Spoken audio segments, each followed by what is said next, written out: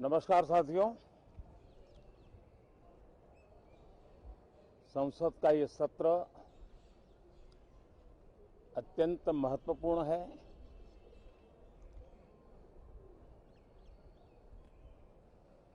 देश आजादी के अमृत महोत्सव मना रहा है। हिंदुस्तान में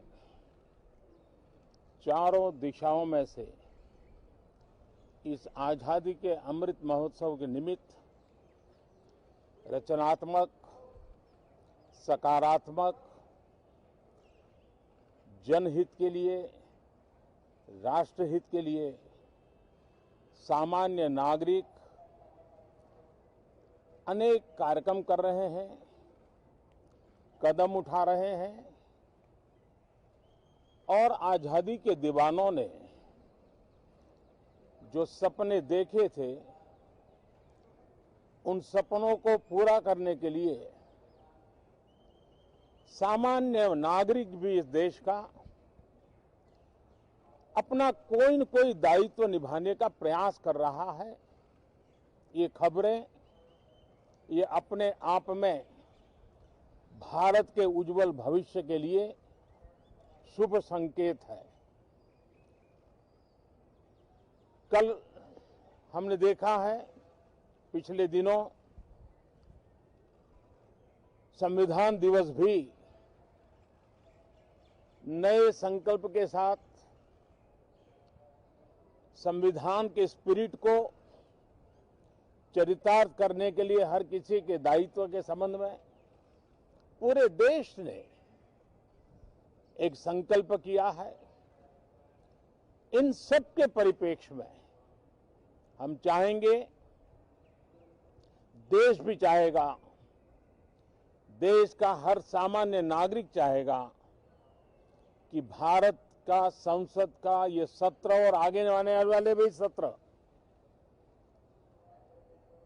आजादी के दीवानों की जो भावनाएं थी, जो स्पिरिट था, आजादी के अमृत महोत्सव का जो स्पिरिट है, उस स्पिरिट के अनुकूल संसद भी देश हित में चर्चाएं करे,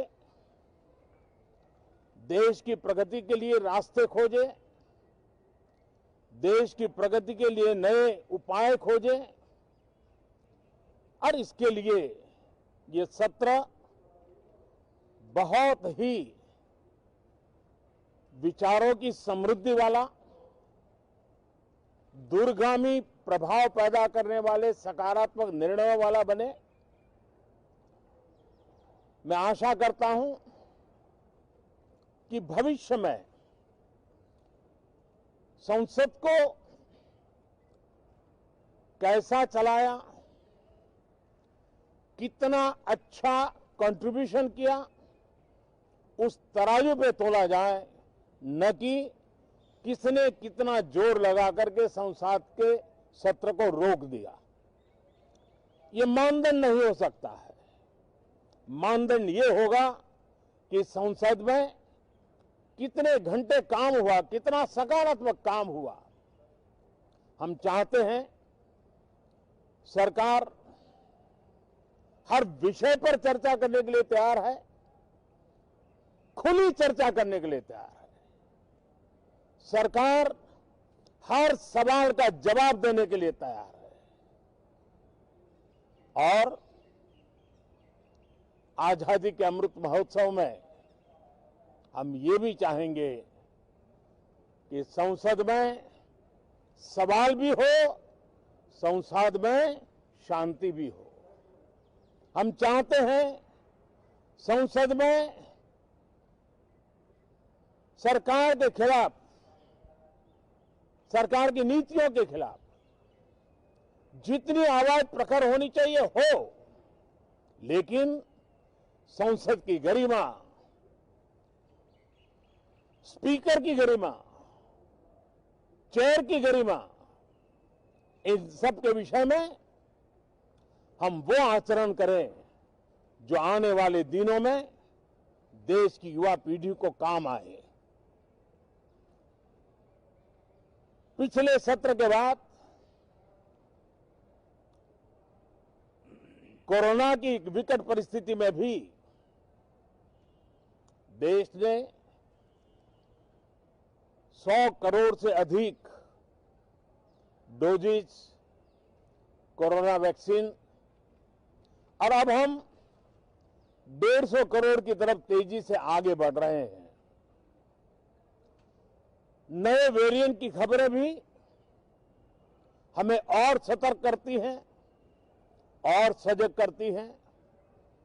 मैं संसद के सभी साथियों को भी सतर्क रहने के लिए प्रार्थना करता हूं।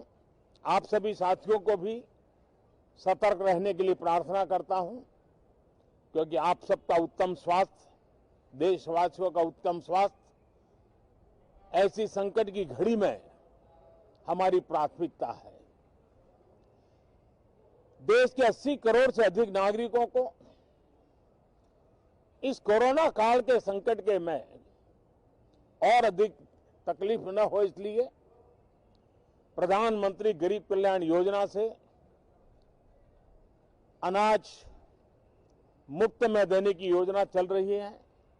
अब इसे मार्च 2022 तक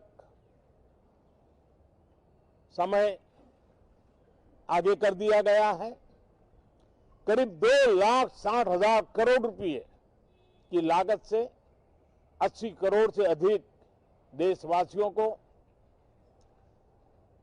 गरीब के घर का चूल्हा जलता रहे, इसकी चिंता की गई है। मैं आशा करता हूं कि इस सत्र में देश हित के निर्णय हम तेजी से करें, मिलजुल करके करें, सामान्य मानवीय की आशा अपेक्षाओं को पूर्ण करने वाले करें, ऐसी मेरी अपेक्षा है। बहुत बहुत धन्यवाद।